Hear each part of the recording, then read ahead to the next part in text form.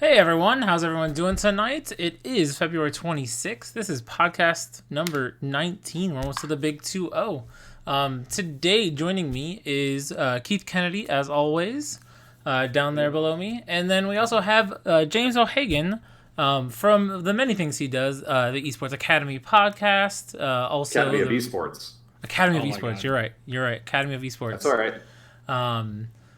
And then also Racine Unified School District. He started a few years ago. He was in Rockford, right? You launched a program esports in Rockford and got that going, and then since moved up to become a cheesehead, and now you're doing stuff up there.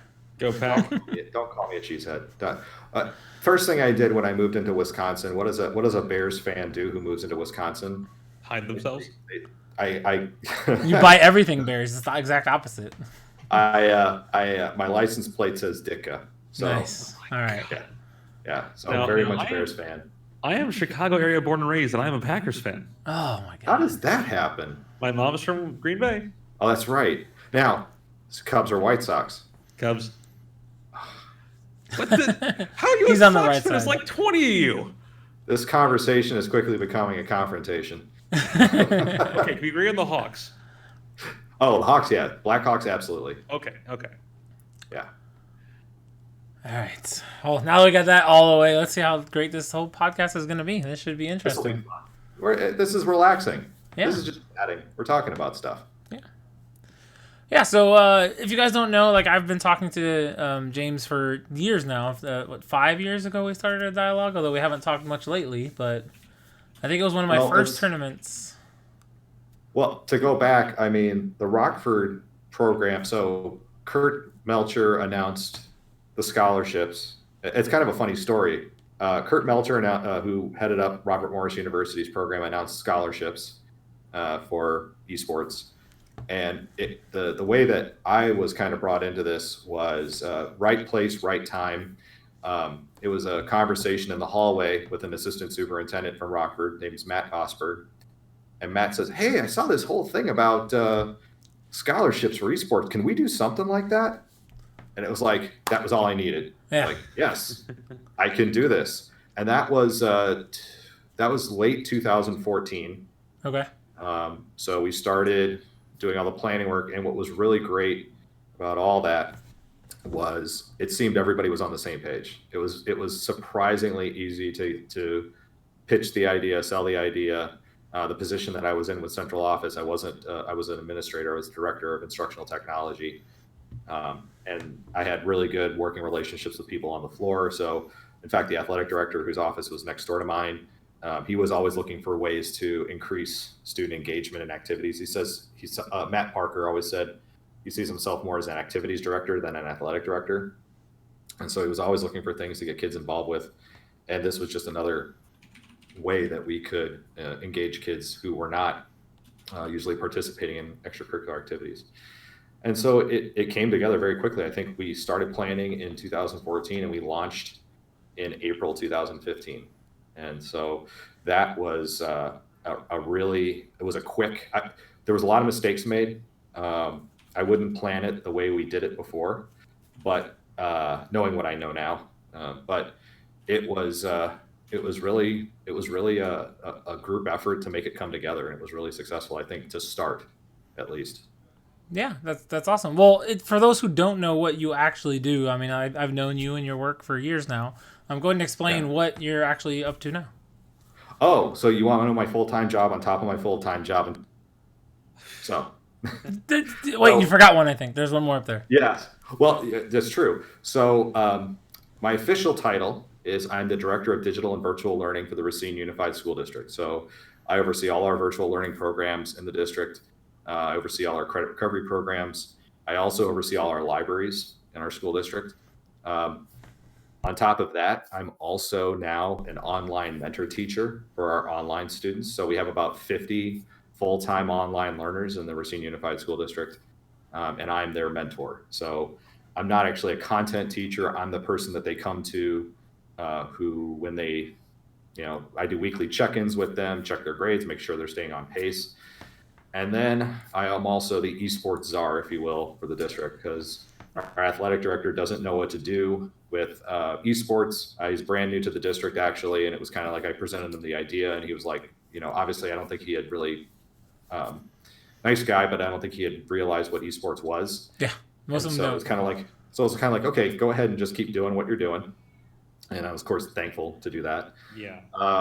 And then also a variety of different roles. I'm part of our city Racine Public Library Board. That's why I'm here in Nashville, actually. I am on the Council on Library and Network Development for the state of Wisconsin. So I'm involved with libraries and networks, how they get utilized throughout the state.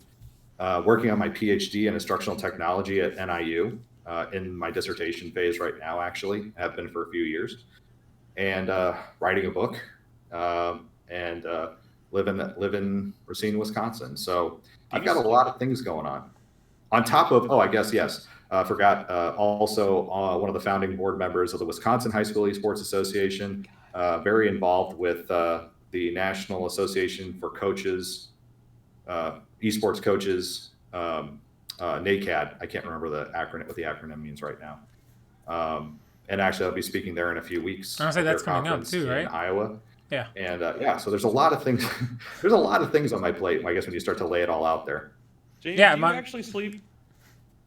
Do you actually sleep, or is it just kind of faking it? No, trust me, I do practice what I preach. So, when I tell the kids, hey, we talk about that mental health, that physical health component, hey, get your sleep, eat right. I do really try to practice the good sleep habits. I try to dedicate at least an hour a day to working out. I go to a great CrossFit gym in Racine. It's able to get me in, get me out. And what's nice about that, it has a schedule and a structure. So I don't just go there and mill about. I actually do something and then I go home. And yeah, I try to, I do actually get some sleep too. I don't believe you. Yeah, I mean, I think a lot of us are going through a lot of that grind. I wish I had enough. I wish my district allowed me to travel and be a bigger part of it and go to a lot of these conferences and take a lot of the stuff in.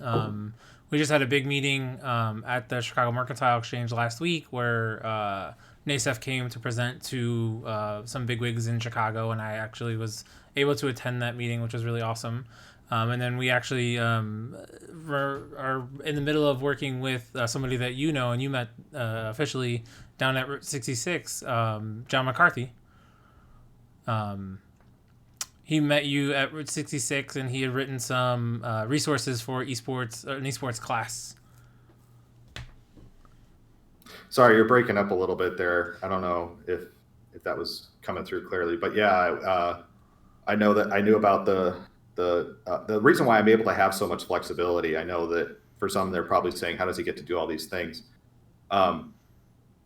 Even though I travel a lot and I speak at groups, a lot of times I am taking vacation days.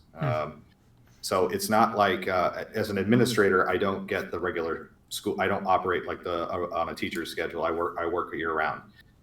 So a lot of this year has been using my vacation days strategically to speak at certain conferences and out of state and to attend certain things. So it's not that I'm given tremendous flexibility in that regard. But again, like I said, I strategically try to use my vacation days in ways right now, because I really believe that this is so important to speak to groups and to present and talk about what this is, because I really do believe in the powerful impact of esports, so much so that I did, as you want to talk about all the other things that I do, we also now have new pending legislation in the state of Wisconsin, a brand new bill to hopefully grant fund esports programs at the K-12 level. And that isn't just public schools, but that's private schools, parochial schools, home-based instructional groups, because we really believe that esports really can start to bridge a lot of the intrinsic motivation gaps that we have in education with trying to get kids to learn and trying to find ways to motivate them or connect them into their educational environments. Yeah, I know. I think that's the only issue with being a teacher, is that I can't take vacation days because I only have so many personal days I can take, and I think I have one left, and I already have it earmarked for something else going on. So it's like, oh, well, I can't take a sick day those days because that will get me in trouble. So I think, hopefully something will pop up where we'll have somebody that's able to do a lot of these things, because like you're talking about the coaches conference in Iowa, it's like I would love to go to that, but it's during the week and I've already had enough days out planning the actual IHSA tournament and also the stuff we're doing with our schools and the field trips that we go on for esports. I think it's it can be daunting if you're a teacher and having to find a substitute for all of these days. Like right now I'm out 3 days this week for this conference for esports for CPS, and we're gonna get some good stuff done. But it's still, I'm out 3 days with my kids now after I missed a couple of their days for other meetings. So it's I actually stopped by my kids today and make sure, hey guys, don't forget you're doing work. I'm still here. Like I'm checking to make sure you're getting your stuff done, because how kids are. And it's a really important thing that you say that, I think, because I know that there's a lot of people who are doing this for the passion of this. I know there's a lot of educators who are not getting paid to do this, and the worst thing we can possibly do is feel like the work that we're doing isn't being valued, because whether for pay or time off or whatever it is, I know that there's educators who are doing this because, again, they have the passion for it and they see the changes that this is making the student community. Yep. And I really respect that, and I think that the work that you all do in Illinois, I know, because again, not everybody has administrative roles, and as you were saying, you can't just leave the building. You've got your regular teaching thing, and we're just at this brand new space, this brand new time, and esports is so new. Teachers, principals, administrators don't know what to do with us who are involved with this right now. It's kind of like we're saying like, hey, this is really important. They still haven't figured out why it's important yet. They believe it. They don't necessarily not believe it, but it's going to take a while for us to earn the respect, I think, and that's going to take a lot of us being forthcoming, transparent about how we operate, what we're doing, and again, the benefits that this is making for our kids. And on that point, like my administration was really supportive of this, but they're not quite sure where to put me in the organization structure. Mm-hmm. Last year I was owned by activities. This year I'm owned by athletics. And I got to play by their rules, and so I can't run year-round stuff, which is within reason for athletics, but for activities it's different. And then I'm lucky I'm getting a stipend. That stipend is classified in a similar way that the math team coach's stipend. Versus what this really is a pseudo athletics director position in their own sub department of athletics of esports.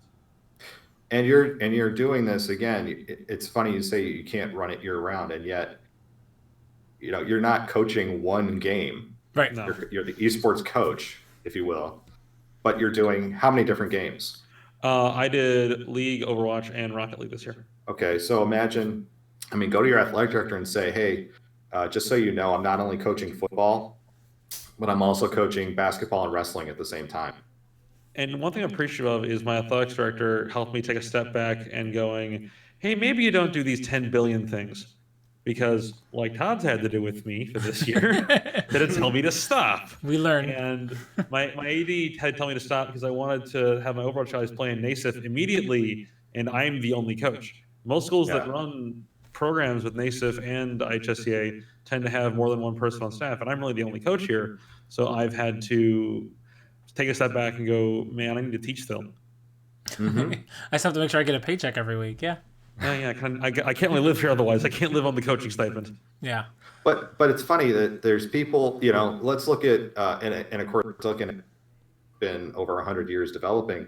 Look how football coaches or basketball coaches are treated in our country, high school and collegiate. At the collegiate level, a basketball coach or a football coach is sometimes the highest paid public employee in the state. And in Illinois, it's Lovie Smith, the U of I football coach. There you go. It's again, we're starting something so new that is so powerful. It's going to take time to build up that intellectual and I guess political capital, if you will, for us to say, look how important this is. Look how great this is, what we're doing for kids. That's why when, especially when I speak to groups, it's always about, hey, let's make sure we're thinking beyond the games. Let's think of why we're doing this. So the 5 reasons why we do this and why I really promote this is I want to redefine athletic culture. I want to make sure that we're not focusing on athletic culture as it was, but really what it can be. I want to diversify opportunities for student participation. I want to promote good mental and physical health. I want to increase career and collegiate scholarship pathways, and I want to honor the importance of play. All those things can make huge gains in schools. They can be the difference between a student falling behind or a student being engaged and graduating on time. Those are the 5 things, the 5 tenets that I really operate. And so that when people say, what do you do with this? How do we quantify this? If we're just saying, hey, we're playing Overwatch, we're playing Rocket League, or playing League of Legends, that doesn't speak to what schools are trying to do, right? And I guess maybe along the way, football or basketball was kind of, I don't know if it is so much anymore. I think it's more just a given that we're going to have football and we're going to have basketball. Yeah. Well, they're so entrenched in the culture, they have to exist at a certain point. Right. And here's the thing too, is that, studies have started coming out about the effects of brain trauma, especially in football, right? So CT is a very real thing. And on the one hand, schools say we're here to develop young minds and we're here to allow football to happen. And that's not to say I used to be very anti-football. I mean, and to say that, you have to understand that my dad played at the University of Notre Dame.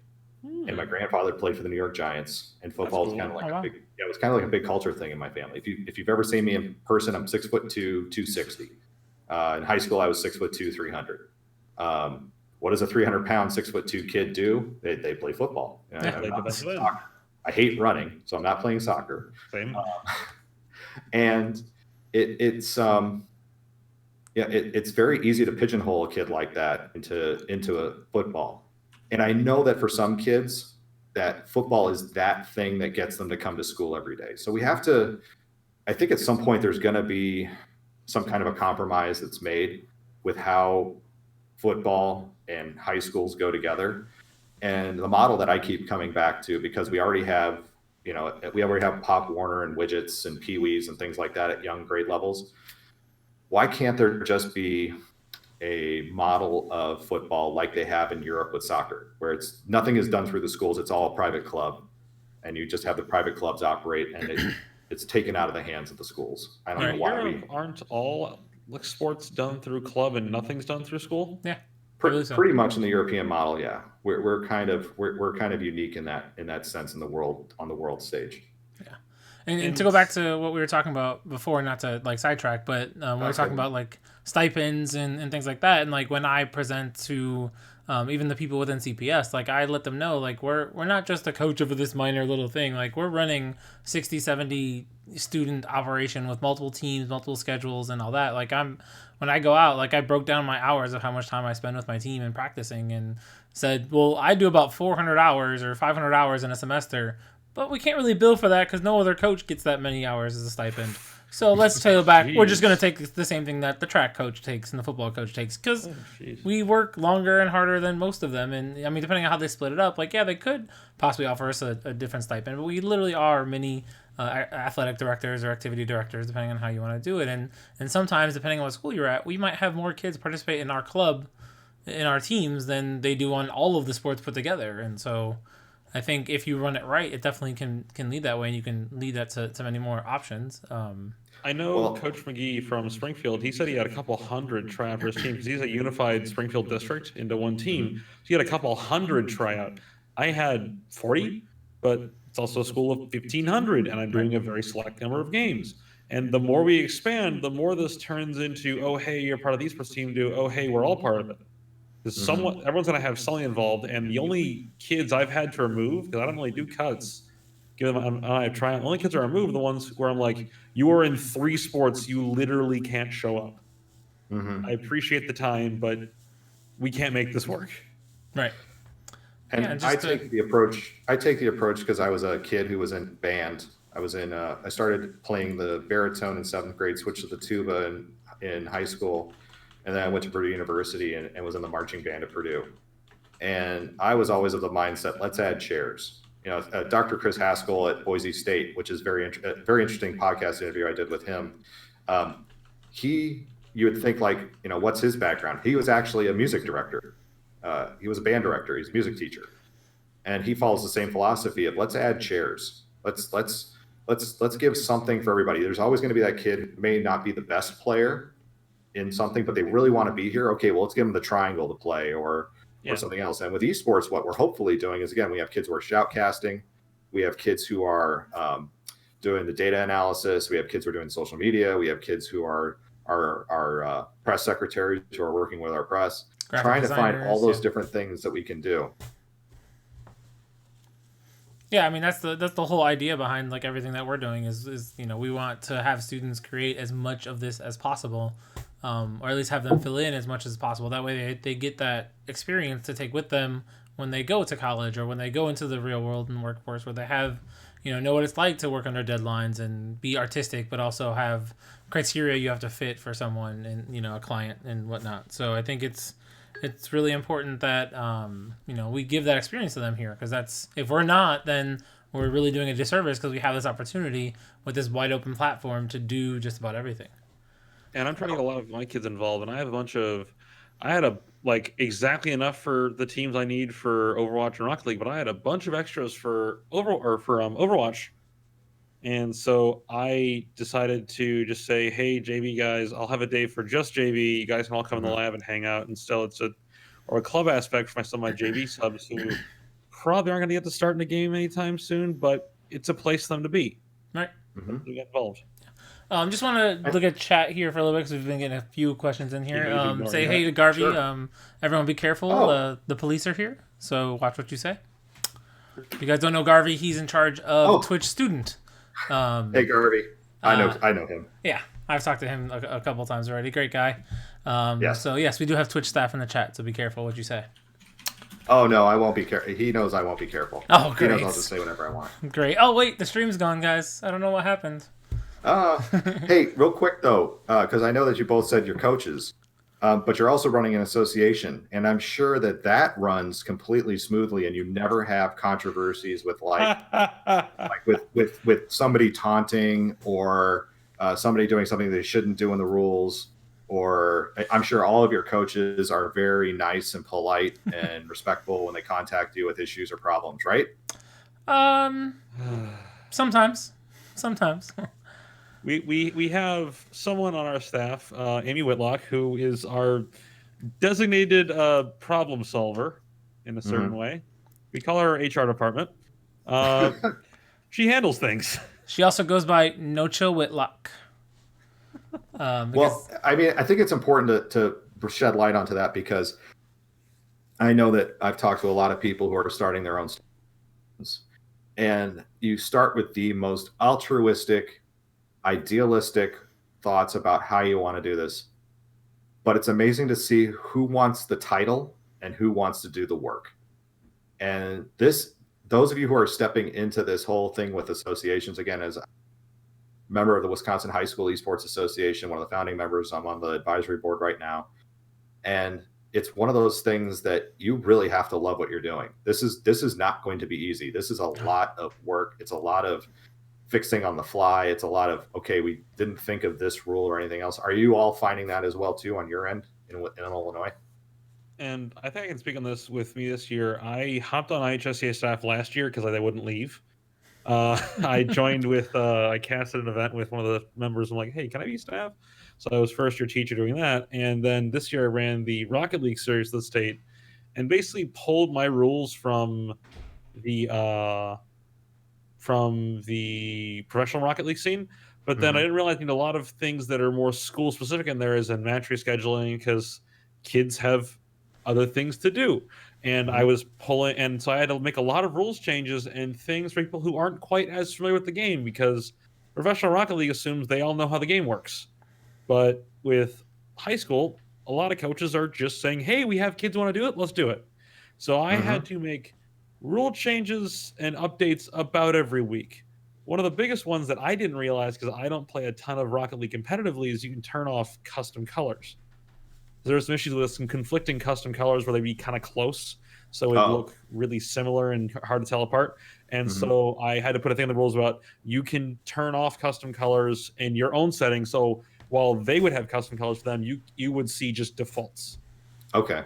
And so I was updating rules about every week. Yeah, and that's kind of what the thing is. I mean, luckily for League and now for Overwatch, last year was our first year, and this is technically my 4th season for League. Like Jeez. yeah, our seasons have been, getting more streamlined and nitpicking some of these specific rules and trying to nail down a lot of things and trying to figure out what we want to do as a philosophy for things. Like the biggest thing that always comes up is rescheduling games and what times. And I was firm when I at the end of last year, is like, no, we're picking, like last year we had 2 times you can play at, and after that, I was like, okay, no, now this year I want to do just one time only. And everyone was like, no, not every school can do that because some teams play from home, some teams play from school, and there's no easy middle ground on that. So we, essentially made it just one day to play. You have to play during this day. You can't play outside of Thursdays. Like, that's the only day. That way I'm also not updating brackets all week or, dealing with, they're supposed to show up on Saturday, but it didn't, so now we're going to play on Sunday. Like, all the games are done in one day, and we can figure it out from there. So I think now for League, it's pretty set on, but now we're adding Fortnite, and I think the Fortnite rules have changed like 7 times since we started the Fortnite League this year, and I think we finally have it semi-tuned now. I think this might be the last major rules change that we had. We've literally had like 4 major rule change since the preseason started. And luckily, we actually do a preseason tournament. So originally, there was one of the other former staff members did the Oswego Invitational, but because of some conflicts he had to step down, and we decided to take it over as an IHSEA thing and run a preseason invitational that let us play test a lot of our rules in the wild and figure out how we do streams and how we organize people and that kind of stuff. We also found some really good places to host tournaments like Challenge instead of going through Battlefy, which I have not good feelings about. No, Battlefy would be great. Go ahead, James. No, I'm just curious. What's I don't have much experience in the wild, but what's been your take on it? What's your pain points, I guess, with Battlefy? Yeah. My biggest thing with Battlefy is not like this would have been the 4th year I've run tournaments with them, and it hasn't changed in the 4 years that I've used it. They've actually taken out features that I actually did use. Like, I used to send a CSV file, which is a pain to organize and format, but would make the CSV file to upload all of my teams and create all of their accounts on Battlefy. That way everyone had access to the tournament code. Well, they had since taken that feature away. And, I was hoping when they made the deal with Riot that we were going to get all these new features, because now they're fully backed and all of this other stuff. And we got nothing. And every week they're doing something new on the League of Legends college specific Battlefy group that they're like, oh, here's reschedules and here's this thing that you guys have. And we don't have any of that for any of the public use. And they don't even really have, that I know of, a paid version that offers more features. So it's like I can't even ask for more things if I wanted to. So I think, with them being just stagnant, I even sent them a ticket and actually talked to one of the guys, and I was like, okay, well, we're not really interested in doing any of that. And I'm like, but I want to use your platform because right now they're the only ones that really do tournament codes for League of Legends. And I think that's the simplest way to get match results and get kids in game without having to add friends and all this and deal with that. Like, put in the tournament code and you're done, and it records the scores and gets you some stats and everything. And I'm like, that's great, but it's not really worth the headache. And this year we're trying to use Challenge, and I just actually got an email today. I haven't read it because I was at a meeting all day and then practice. But he's still, the guy wanted to reach out to us to stay in contact for new things that we can, help them update their platform. So I'm hoping some stuff comes down the pipeline with that, in the years, because they are, I think, Indiana based. And I actually talked to one of either the president or one of the top people at Challenge, because I talked about them, and I think the Indiana League uses them too. So they, they're like, oh, we know those guys. And so, we had this, dialogue about how, what they can do. I think he talked to me for like 45 minutes one day and during one of my preps. And, he's like, yeah, that's all great feedback. I'd love to do that. Let's see where we can get our dev team on and working on it. And then I think they had just gotten bought by Logitech. So now they have a little bit more backing than being a private company. So we'll see how that comes up in the next couple of years. But I think that could be another good avenue. And they've just been easy for us to use all around, I think, more than Challenge, or more than Battlefy. We can mess with scores however long we want. It does Swiss-style seeding without really any hassle. The user interface in general, from a just reading brackets perspective, is a lot nicer. Yeah. And it's just a lot more of a lightweight site in terms of it doesn't take an eon to load. We haven't had, I don't think, any issues necessarily that, but again, we do everything pretty much manually. Still in the Wisconsin Association. Yeah, I'd like to do that But I think we're too big What's that? in Illinois. I think that. Well, I mean, we're pretty fairly comparable size. I mean, as far as things go, I think it's just a matter of I don't know how many people you have working with your association, but we've got pretty much one person overseeing each esport. But the biggest challenge I think that's been for us, and I don't know if you see this as well, is we have people who, well, there's a couple of things. We have teachers who are really engaged in this as coaches or GMs, as we call them. And then we have some who are just like basically warm body that the students found who said, sure, I'll sign off on this and I'll just be in the room or in the building or not. And as part of their esports experience.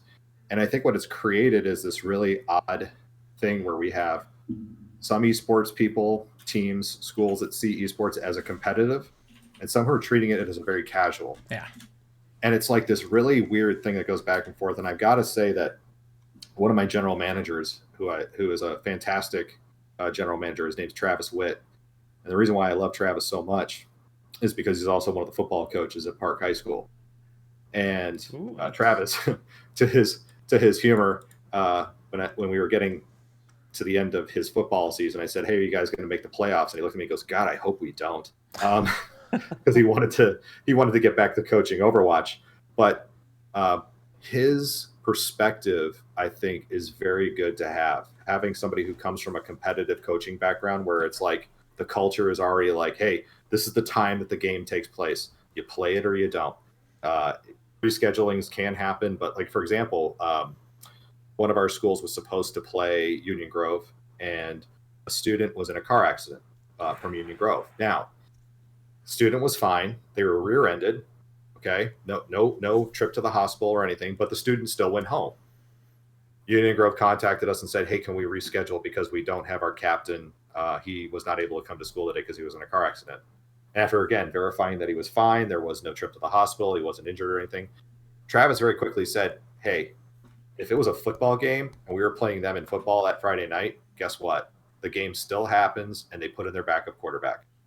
And I think what makes it so easy to want to reschedule is, again, this is on a computer. We're not necessarily traveling.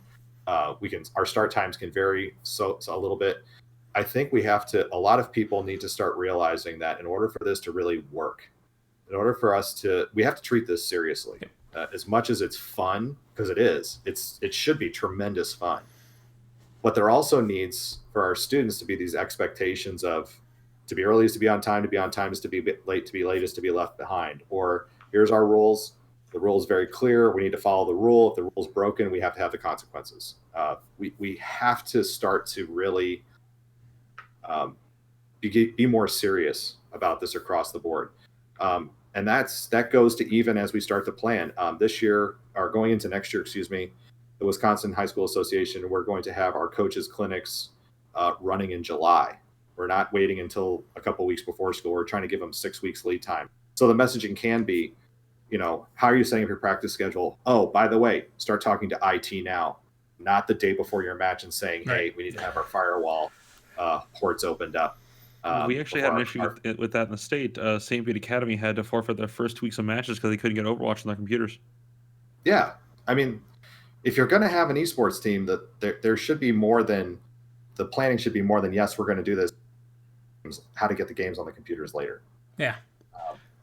We had some schools, even maybe it was a couple of years ago, who were trying to figure out why they couldn't play us over Overwatch. I think it was over console.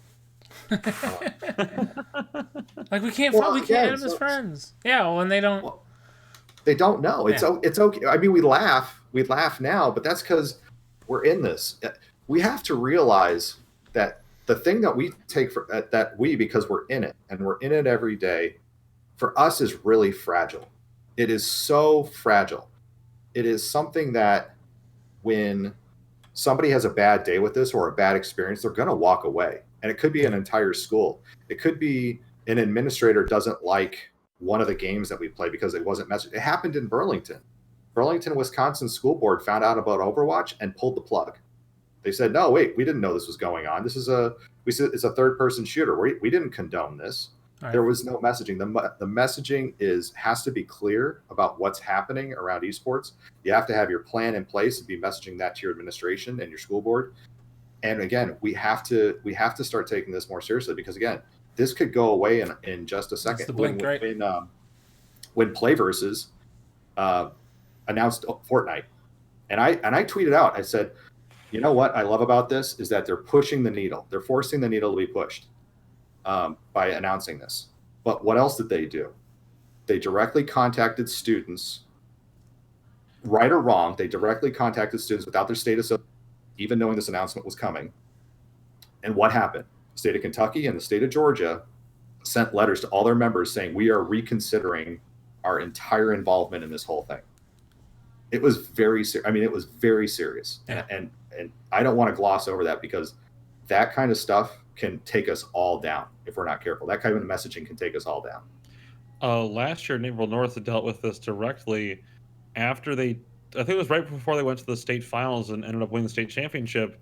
Someone, community member, found they're doing Overwatch, and the program director had to go in front of the school board to defend his position, as in this should be allowed. Mm-hmm. And he had to get this whole presentation, all this stuff ready, because just one person complained. So it is really, really up in the air sometimes. Yeah. We had a couple questions in chat from Game on Chicago. We're ignoring those. Yeah, I was trying to get back to there. We were having a good conversation. I don't Sorry, I get on a soapbox and I start going, and That's trust me. Podcast. So yeah, 25 minutes of talking, real easy. Yeah. So he was asking about so what would an organization like IHSEA need to execute something like What NASEF does. So I think they were talking about, when we were talking about NASEF, what they would need to do. Yeah, because he clarified it. So what would an organization like IHSEA need to execute something similar to what NASEF does, localized, but localized? If the scope is too large for a single organization, would a cohort of local organizations look like to you? And I think the benefit of something like NASEF is they have this national backing, so they have a lot more footprint and a lot more ability to talk to different partners and things like that. And I think They also have corporate sponsors. and sponsorships, like, yeah, great. Hey, if someone tosses me like, $50 million, I could do a whole lot in the state. But the backing that they have is a lot more, and I'd love to be able to reach out to people and have them, if they are interested in it, to be able to help us grow esports in this thing. And I think it can be done local, but I think, we want to keep our scene local. We don't, all the states that are doing the local stuff, they were doing local stuff because the national stuff is great, but we lose all of that local rivalry, all that local stories that develop over the course of a season or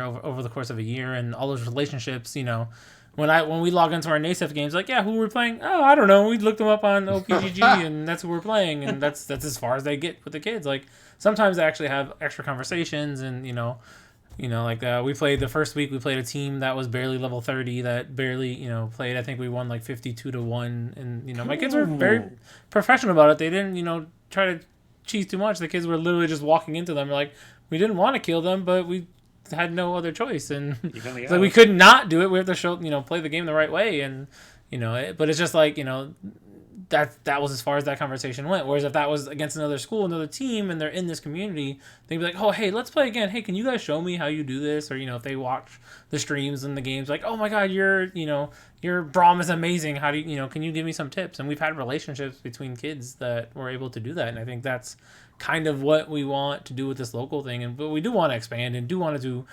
curriculum and offer all these extracurricular activities and things, and all these extra podcasts where we talk about stuff. And I think NASEF is a good avenue because they aren't really charging anything, and they're allowing people to use their platform. They're not singling it out from anyone or any group. Like, any student organization, any nonprofit is allowed to use their. I don't even think you have to be nonprofit. I think they're just literally letting everyone use it if they want to. I've been a very big supporter of NASEF since they started, and some people may say too much. I do have a one critical, I guess you could say, my one criticism of NASEF, and it's a pretty large one. As much as they allow groups to function, use their platform, sign up, participate or not, grab the materials, it's all great. But here's where I start to see where there's going to be issues, at least going forward. Esports is growing across the United States. We have all these great associations starting up across the United States. whether associated directly with NASEF like Florida is, or loosely, kind of like, and my school district has some loose affiliations, but they're still based out of Orange County. They still operate as an Orange County operation through the Orange County Department of Education and the Simuli Foundation. And while Kevin, that's owned by just one county Department of Education. Well, it's through Orange County, but it's also it's got a financial backing through the Simuli Foundation. They've made great overtures with Japan. They just made their announcement with Britain. Yep. But here's the issue: is that you can't call yourself the North America anything if you're just operating out of California. Now, granted, Kevin Brown, he's actually going to be here in Tennessee talking to the librarians, and I know the man travels. He was just in Chicago last week. Yeah. Sam Anton, love her. She travels as well too. We'll see her in Michigan in a few weeks. But there, at some point, we got to decide, I guess, if you're going to be a North America anything, how that organization grows so we can provide these supports to states like Wisconsin and Illinois. I would love to see at some point there be a Great Lakes Association. That's kind of like my dream, where we do have our states. If you think of, we've got Illinois, Wisconsin, Indiana, Ohio, Michigan, Missouri, all connected together around the Lake Michigan, and be able to say like, hey, we've aligned all our seasons. Those are basically the same over some of our esports games. And yes, we have our local rivalries, and then at the end we have our state champions, and our state champions play together in a tournament. I think we're actually working on that. We do have a GLEA going. We're kind of stalled out. Oh yeah, he's around. He talks to Mike all the time. Oh yeah, I know. Yeah, we're trying to get. I'm just saying that's my. I know that it's something that's been discussed and it's kind of in the works. That's something I think where NASEF could really help all of us. Because again, that becomes now a huge, massive undertaking to that. Imagine we're just talking now about coordinating our own state associations. Now imagine trying to coordinate our state associations together into more of a Great Lakes like championship. Yeah. That becomes now a bigger undertaking. Plus we have time zone changes. So Indiana actually operates in time zones. So that's Michigan and Ohio are on Eastern. Scheduling. What's that? That's going to be really messy to do match scheduling because they operate in 2 time zones. Exactly. So that's where I think NASEF, granted, I think they do great work. I love the work that they do. But I think, again, they need to start looking more out from Orange County and looking more to how do we really make this a true North America anything? Yeah, I would really love for them to actually have a Midwest office and an East Coast office that deals with just those associations and those teams. Because as great as Kevin is and great as Sam is, they're only 2 people. And I mean, there's a bunch of people that do travel for NASEF, but they really need to, if they really want this to grow, they need to expand and show what they can offer to everyone. Because, we know the great benefits of it, but my school doesn't really participate in half of the stuff they do because I'm also too busy running everything else with what I'm doing. And I think a lot of coaches and a lot of teachers and all these state associations that are all working on this, I think it's really hard for them to figure out how to navigate teaching and family and state association plus my own team coaching and all that stuff. And I think that's the biggest difficulty for all of us is just not having enough time. And I think if NASEF really does want to grow, like you said, to this national thing, they really need to make more local offices for that. Because, they operate out of Orange County, and they do travel when you need them to, for big things. But they really need to establish themselves in these regions. Otherwise, we're going to see them as the Orange County group, and that's where they're going to stay. And I don't want to, like I said, I don't want to downplay the efforts that they've made. And I think part of it, too, is, and I think you both kind of see this as well. We know how good this can be, and we just want it all right now. We just want to be able to I just want to make this my full-time job. All the other things that I'm doing, as much as I enjoy, I probably get more satisfaction out of working with my online students directly than anything else. Yeah. Just because a lot of I get to know those kids personally and see the changes and growth that they make. But if you said what's the one thing Garvey I saw was it was in the chat earlier, and one of the things he's always said to me is pick one thing and do it really well. And sometimes, again, as we are educators, for somebody who's not an educator, that's an easy to say. Yeah. To an educator, it's well, we are used to, you don't understand. In our world, we wear many hats all the time. Oh yeah, and that's it goes back to Todd telling me to stop doing things, and I tried to I wanted to do NASIF in the fall, but I realized I just don't have the time. I don't have Mhm. players who have the time, and I don't have the time personally. So like, I love to make this full time. And the thing is, what I was going to realize was I'm trying to let my players still do athletics inside on certain aspects, just nothing in the springs or seasons or spring. I mean, because I have a bunch of guys who are in football or are in soccer, and so I got to give them the time. And I Mhm. can't make them drop school and do esports full time, much as some of them would like to or are qualified to. Yeah, Right. I think that's what something's gonna have to give at some point where it's like if I could run the state organization like this full time or be advisor for esports for even the Chicago district, like whatever it might be, like that's where I would love to sit would be like in that position of being it overall because the things that I've seen esports do to kids is so much better than a lot of times I see stuff in classrooms and other places that I've been to in schools. It's like the impact that we can have with esports with these kids and give them that real life experience and also make them care about school again, especially in like the Chicago district. They really have a hard Mhm. time. Like if they're not on a sport, like having any kind of school spirit, just because they feel like Yeah. it's a job. They come in the morning, do their work, and then get out and go to work and do their own thing and with their family. Whereas in suburbs it's not so much because they have a lot more of the activities and a lot more diversity with those types of activities. But in Chicago, it's really really bleak. Where we just passed out our new jerseys at school, and the kids loved it. They're like, "Oh my god, we actually look like a real team because we all had jerseys on today because we just passed them out." So it was really, And they feel like a part of something too. yeah, I really I know that you have in Illinois much more support as far as the state athletic. yeah, Kirk Gibson, who I met at the Route 66 tournament, he's a board member for the Illinois Association. Fantastic champion. I mean, it was so Yeah. refreshing to hear from him. I know in Wisconsin early on, we made missteps with the WIAA, or Wisconsin Interscholastic Athletic Association. So much so that Mike Dolly, I think, ended up with a cease and desist. Uh, Yeah, he said well, he wouldn't give up. and it was because again he looked across Illinois racing it because Illinois, for the longest time, I mean, got laughed at about bass fishing, but you yeah, go downstate. But here's the thing: you go downstate if you've ever been, south of Kankakee or south of Rock County or Boone or any of that stuff, and what you find is that no, bass fishing is legit. I used to work out in Fort Illinois, which is all the way in the western border.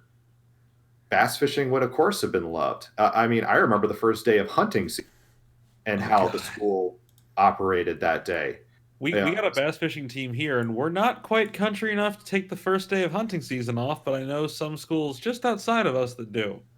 We didn't take it off, With but reduced attendance for mysterious reasons. it wasn't even no. The kids were very serious about coming to school. The thing is that they came in wearing camo. Oh They yeah. literally they came. I mean, there was deer in the parking lot. Straight I out mean, of the it was. field.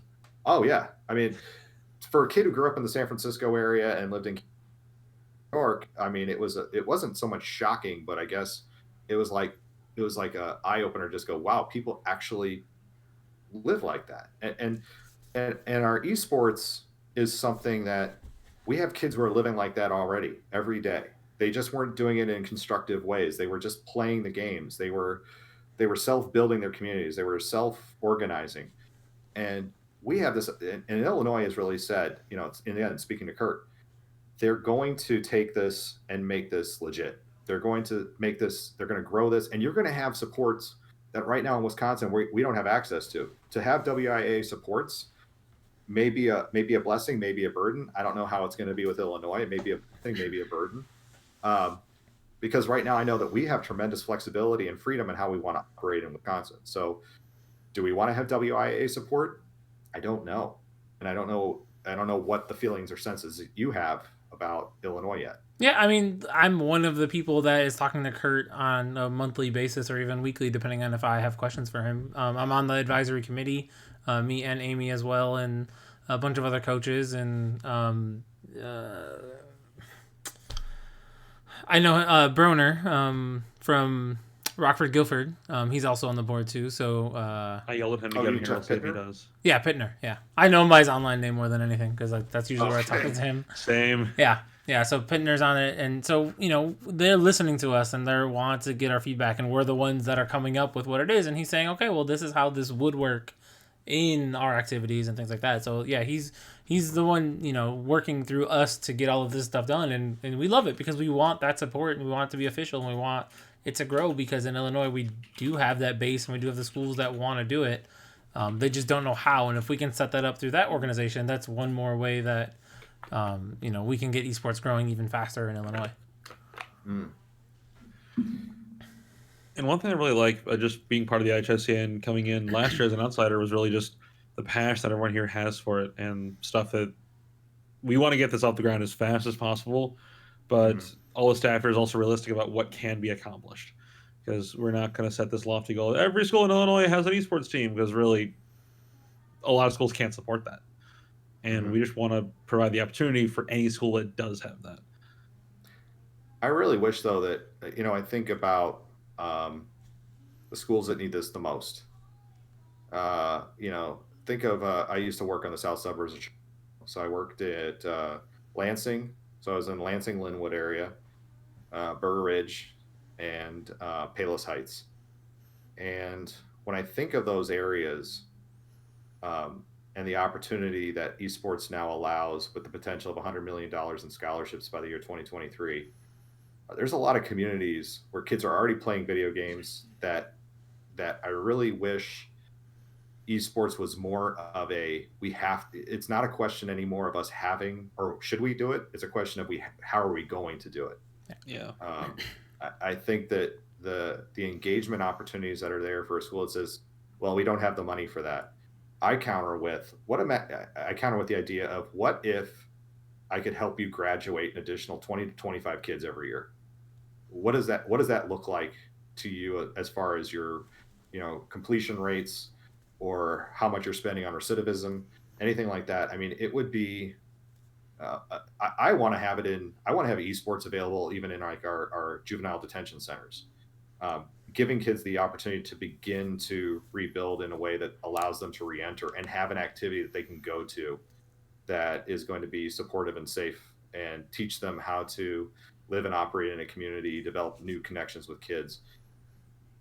I know that I really, that's a lot of the impetus around the legislation that I helped write with Tim McGuire and Kaylin Haywood in Wisconsin about esports grant funding. That is, again, still a bill.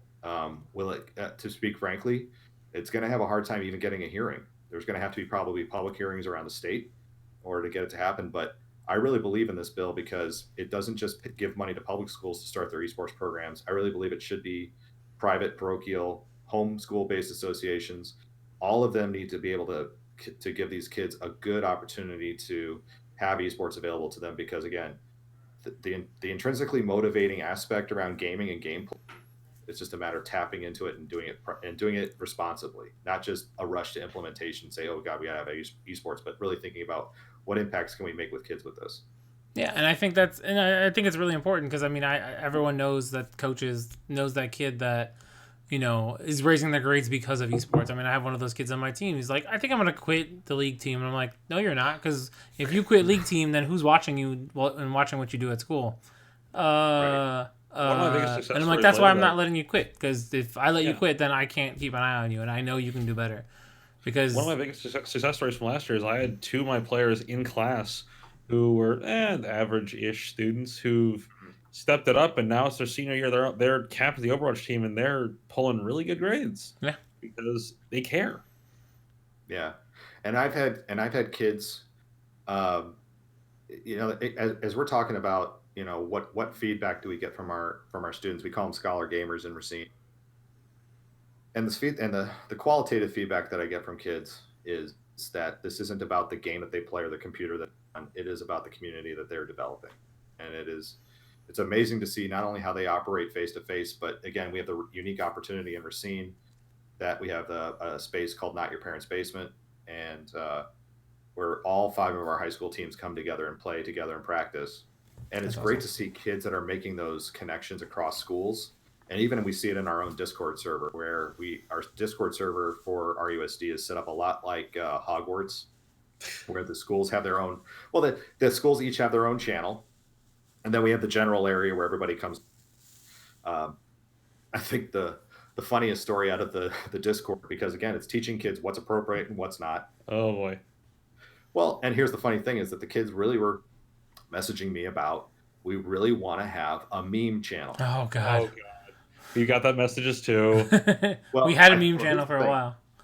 But here's the thing. I thought about it. I thought, finally, I talked to some of the kids, and I talked to the captains, and I need, like, if we're going to do this, we really need to make sure that this doesn't get out of hand, or I'll just shut the channel down. And the first day, of course, it was like spam city. It was, but here's the thing: is that system. It was easy to then have real conversations with kids about the what is appropriate and what isn't. It didn't have to be this fight. It was, being, again, having so many general managers, having the being able to kind of police it as well. It made it something where that instead of just saying, okay, you're kick banned, it became, did you really think that poop meme was appropriate?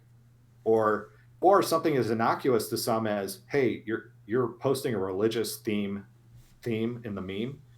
To you, that may seem funny, but to some people that can. And now it becomes a really legitimate conversation around social media and around digital citizenship. Do I believe now that our kids, because of that experience, just having a meme channel made a big difference? I think that they definitely know now, or they may think a little bit better about what is appropriate, what isn't to post, or are learning about the boundaries around that. I think it was a very cool experiment that has gone well, but that's because we policed the heck out of it to start. So if you're going to wade into those waters, just be ready. Make sure your GMs are all on board with this and they know it's coming. So we would need like double the Discord admins for our Discord.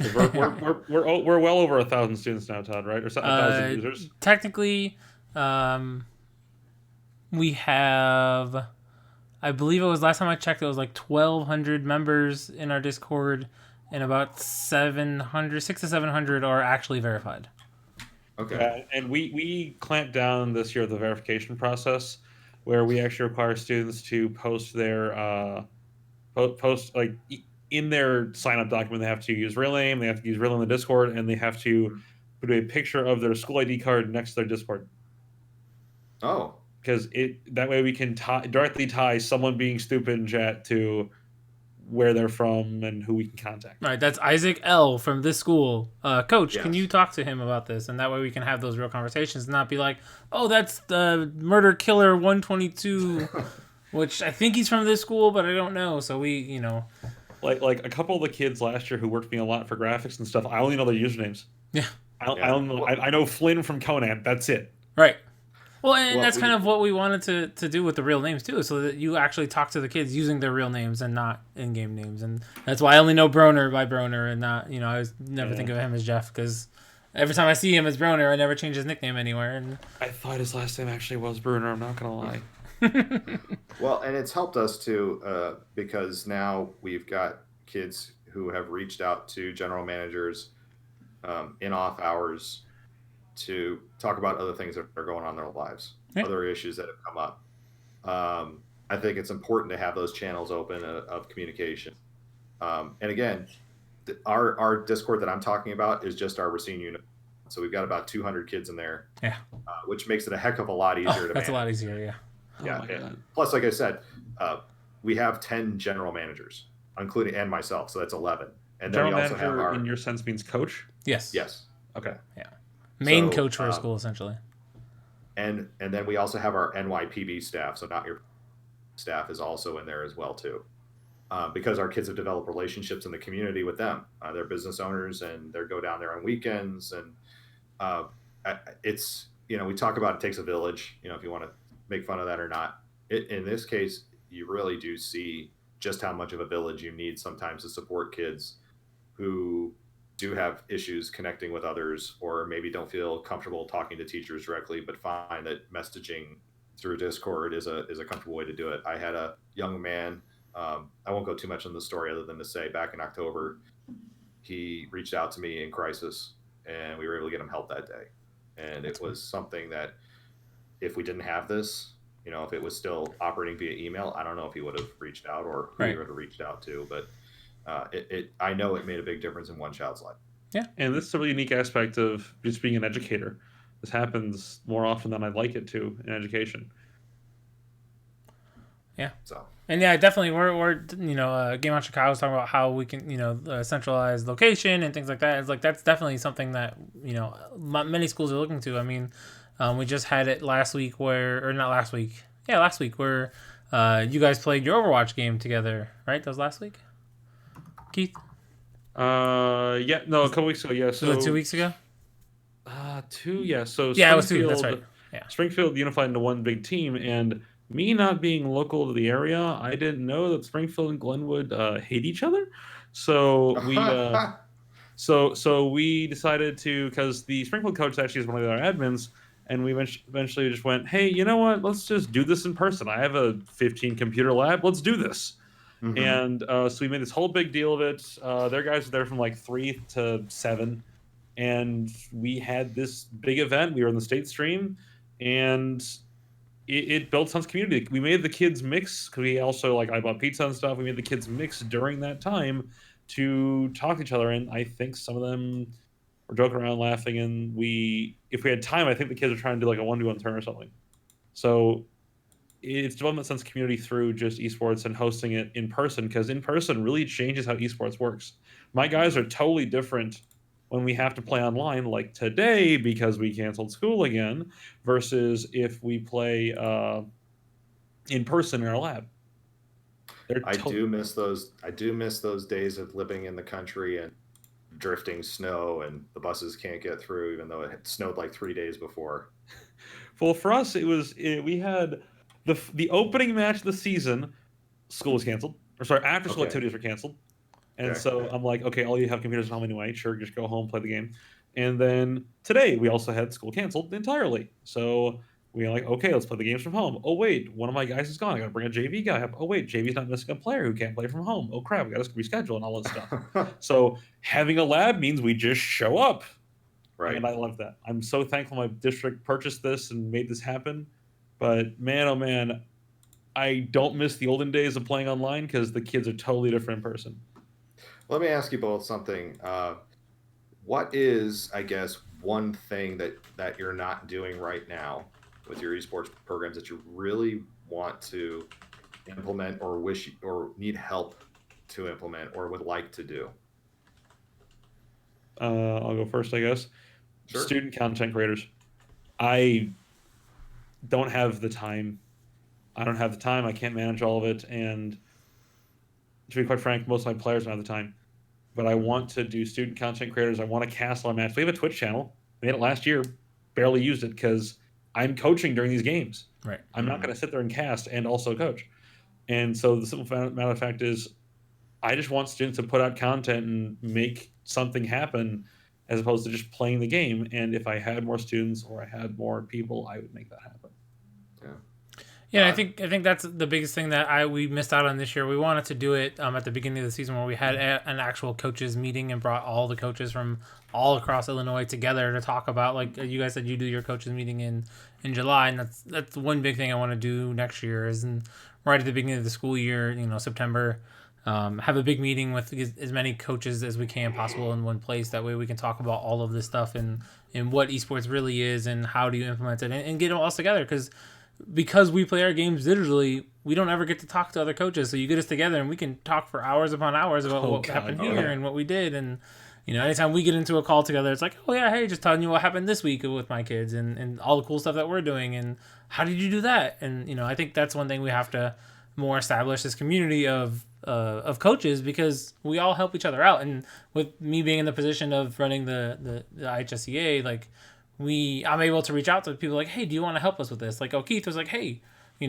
I have free time. Do you want me to help out with staff stuff? And I was like, leave. That was the problem. Yeah, but you have been one of the greatest additions to this, because you've really picked up the game, where some other people have gotten busier as these seasons have gone on. So they've dropped off a little bit. Also because me and you have picked up a lot of the stuff. We've been able to, elevate some of it. But yeah, getting all the coaches together, I think, is like having a conference for locally, just for Illinois schools. I think that's going to be something we plan for to be a big event next year.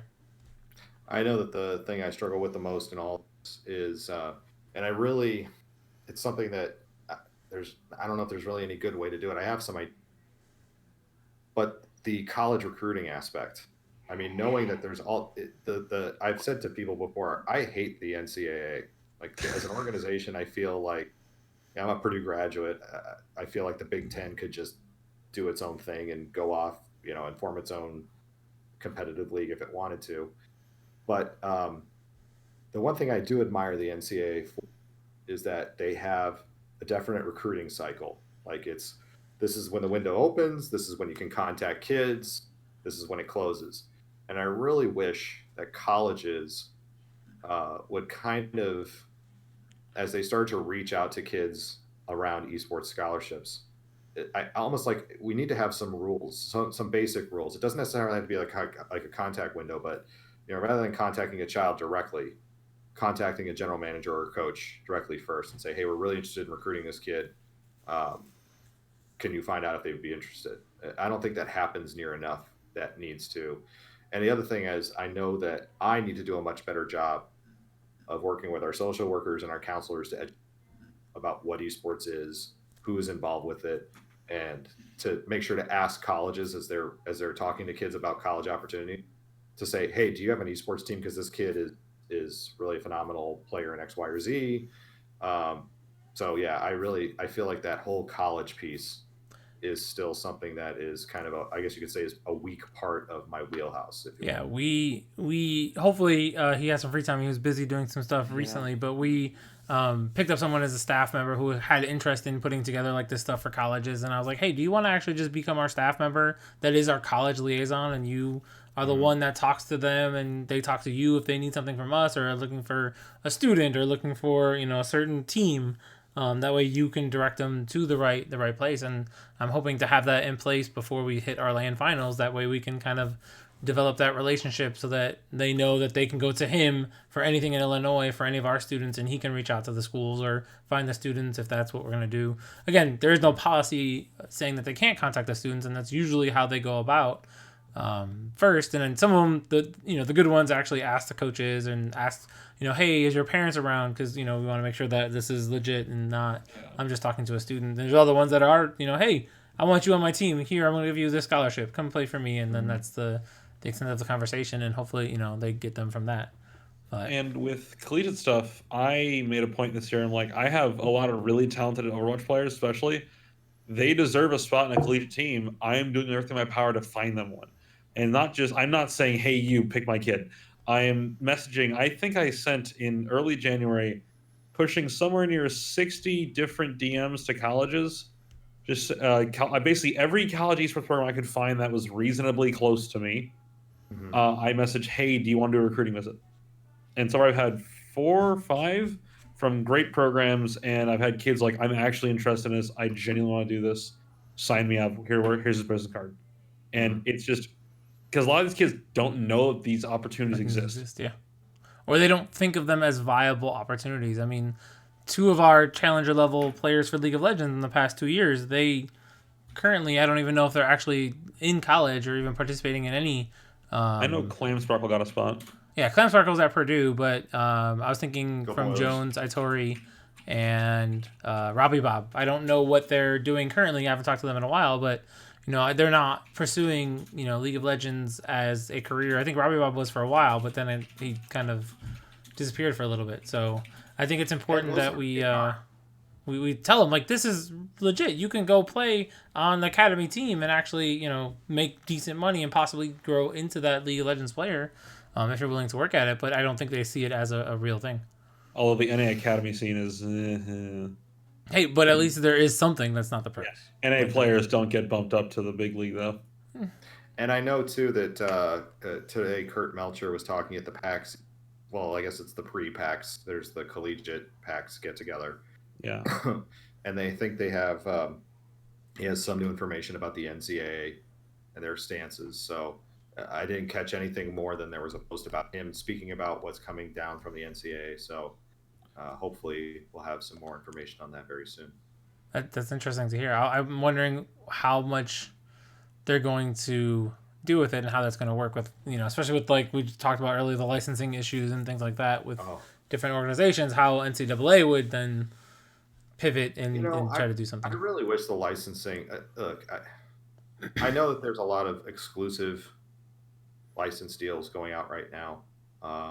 People are jockeying, I guess, if you will, for licenses. I really wish some of these private companies would take a look at the bigger picture. Yeah. I half jokingly but half seriously will that video games, just like the Supreme Court said, Antonin Scalia even said that video games need to be protected as a First Amendment right just as much as books and music and everything else.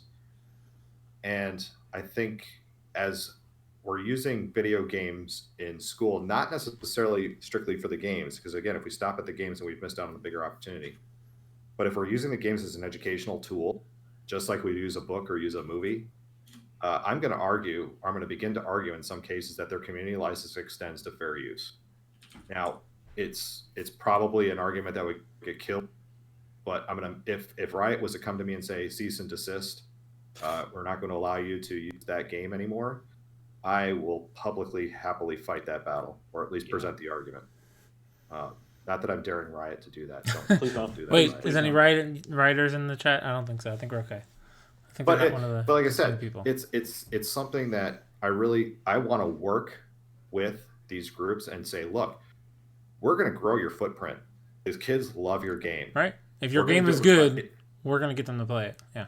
And here's the thing too: if they want us to go through a vetting process, if they want, like the NCAA with my virtual, in order to get my courses NCAA, I have to go through a vetting process. I have to present to them what's the curriculum, what's the syllabus, how are we doing it, how many hours, blah, blah, blah.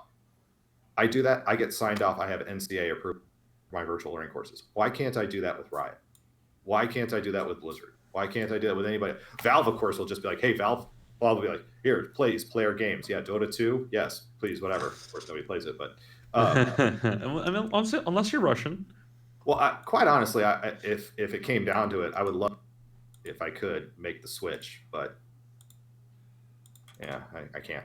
But I really want to be able to have those conversations. Say, what do we have to do to become verified or have our kids be eligible? Why does it have to be one company or a couple of them? Why can't it be these nonprofit state associations? Why can't we go through a vetting process to prove that what we're doing is good for kids? We're growing your footprint in responsible ways. We're meeting all of your standards and guidelines. Let us use your game. So I like throwing those grenades right as I think we're wrapping up. Yeah, right as we're wrapping up, like, hey, let's throw out this big thing. But no, I think this was a great conversation, and we're going just for about an hour and like 15 minutes, and I think the last two podcasts were like literally the best podcast we've had out of the 19 we've done so far, with having Coach Jones from Drury and then having you on this week. And I think they're going to be, really important to have these conversations with you guys and show our coaches and the other leaders like what we're doing, because I think it's important for us to have these talks now and even have them publicly so that we can, try and develop our programs, across the country. And I think hopefully, your podcast and my podcast and those other people out there who are getting this information out there, I think it's really important to talk to everyone. And I think getting us together and being more unified and having this, idea about what esports is, because some people, like you said, don't think it's just a game, it's just competitive, and that's nothing, that's not why we're creating it. Yes, we want to give those kids the opportunity to participate, but there's so much more around that we can develop, and we can't let it sit by the wayside. And if you really like this show, as you said, my podcast, the Academy of Esports podcast, it's going to be coming up on 2 years now. I can't believe it's already been almost 2 years. So yeah, I remember when you launched, and I'm like, I don't think I'm going to add that yet. And then just recently, and that's why I reached out to you. I had listened to like the past like 3 months or 4 months of episodes all in a row. I'm like, man, I really should have just been tuning in, because I was like, it's probably nothing. And he'll blow by 2 episodes and then stop like everyone else that I know that does a podcast. And you're still going too strong now. I'll tell you what, though, that first episode, because I also recorded it as a video, it looks like a hostage. I think I'm standing there like this. Those of you who are watching this on Twitch, and I'm like, "Hi, my name's James O'Hagan, and I run the Academy of Esports." I mean, it was something that was just so frightening that I look at it now and I want to make sure that video is never seen again. It's never seen again. Is that why it's not video anymore? No, I still do the YouTube videos. Oh, it's still YouTube video. Okay, I just got the audio on my phone. That's all. Oh yeah, but anybody wants to watch it on YouTube as well, they can see what I look like. I actually set up a screen space in my basement. And as I can see, I took this on the road, so I've even got a little portable setup now. Yeah, people who want to find out more about the show, obviously can check it out. It can be listened to from beginning to end, or you can pick it up right where it is right now. And I try to just take everybody through why this is really important. Why do we do it? And I don't get into too much of the weeds about specific games or anything like that. I'm not a hardcore gamer, if you will. But again, the whole purpose around it is to just introduce educators and parents and even some students to the topic around this. So, well, that's a good place to stop for now. Yeah. Thank you, James, for taking the time to talk with us today. Yeah, it's fun. Yeah, I'll do this. I'll be happy to do this again anytime. Yeah, definitely. If you said you were going to record it for your podcast. Well, if you ever do want me on your podcast, I'm usually available, and we can figure out a time. Just let me clear it with the wife first, because otherwise I might not have a bed to go up to. We will reciprocate our podcast, absolutely. Yeah, definitely. Keith, thanks again for joining us tonight after your long day of practice. And you didn't stream today, though, did you? I did not. Turf took care of that, but I also had a snow day, so I sat here and played the Division 2 all day. Nice. Is the new update out for Division 2 yet? Or were you... March 3rd. Okay, so getting ready for it? I see. And then Doom Eternal comes out March 20th. So I have my plans made. I wish I had time to play more games. I think I'm giving up League for Lent. I left my Xbox at home, and I don't know why I left it at home for this conference. I could be up in my room playing for 2 or 3 hours. I've gotten back into GTA 5. Oh god. Yeah, and it's like, why did I ever put this down? I don't know why. So I never started playing it, though, thankfully. It's on Xbox Game Pass. Stop! I don't need more games to play. Yes, my queue is ridiculous. All right. All right. Thanks, everyone, for joining us tonight. Again, we'll be on next week. Every Wednesday, 8:15 is when we like to start, or 8:20, depending on if we're running late or not. But thank you for joining us. Hopefully, we'll have some more guests to announce in the near future. Again, thank you to my guests, Keith and James. And until next week, guys, just be better.